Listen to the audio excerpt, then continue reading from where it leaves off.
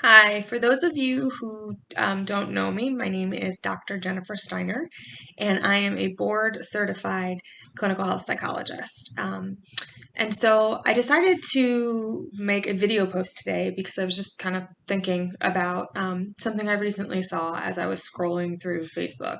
So I was just kind of, killing time one day because as we all do. And I saw a post that was posted by another therapy website, and it was just a little meme post, and it said something like, you don't have to accept the things that have happened in your past, or you don't have to accept the hard things you've gone through, or something like that, but a good therapist can help you work through it. And I was thinking about that because it kind of struck me. Um, and while aspects of that are absolutely true, a good therapist should be able to help you kind of deal with things that have happened in the past and find a way to move forward. But I take issue with this idea that you don't have to accept things.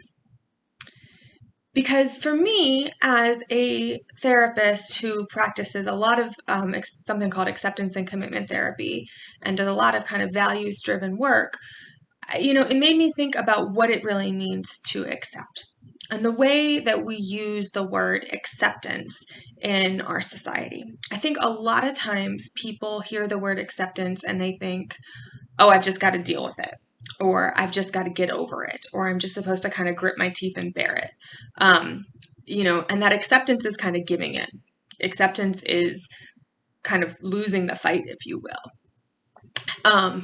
And just kind of saying, I give up. And that's not really what acceptance is. And I think that for me, part of how I like to think about acceptance is it's really a way of saying, I'm not going to let the things that have happened in my past control me anymore. Or the things that are happening to me now that are really hard to deal with control me anymore. And I'm going to choose to find a way to move forward even with those things. So I do a lot of work with chronic pain and chronic illness, and we can't, those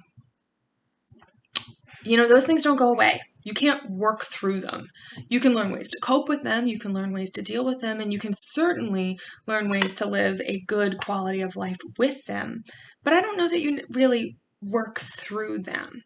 And so when you think about it that way, acceptance is really the only option. Accepting that this is something that has happened to me. It doesn't mean you like it.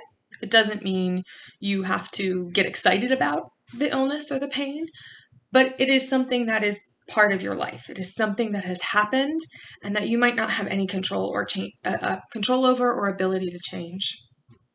What you do have the ability to change is whether or not you try to find the best way possible to live the life that you want and pursue the things that are important to you, even with that pain and even with that illness.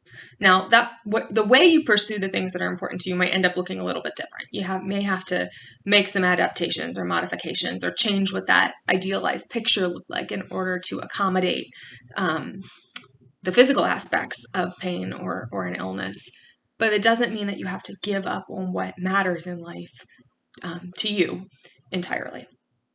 And for me, that's what acceptance is. Acceptance is saying, this has happened, getting mad at it, fighting with it, wishing it were different is not necessarily a helpful use of my energy right now. And when you have chronic pain or when you have chronic illness, or quite frankly, just for any of us right now, energy is a limited resource. And so why not take some of that energy and try to find a way to channel it into the things that actually matter to you rather than things that don't really get you where you want to go. Now, I will say I'm making it sound a lot easier than it actually is. This is a process. Acceptance is an ongoing process. And in fact, I often tell people you have to make the choice to accept every single day. It's not a place you just get to. But therapists can help you in the process of acceptance. So anyway, that's just kind of my musings on what acceptance is and what acceptance isn't, kind of based off that initial little thing I saw on Facebook. And so I thought I'd make my own. And I would love to hear y'all's thoughts on what acceptance is and what acceptance isn't.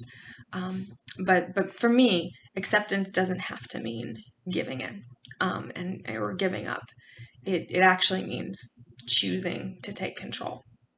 That control looks a little bit different than the way we often think about it in society. So anyway, that's all for today. Thanks for sticking with this video. If you want to learn more about acceptance and commitment therapy, you can always check out my website, which is www.beyondthebodysych.com, and my business, Beyond the Body Health Psychology Services. All right, bye y'all.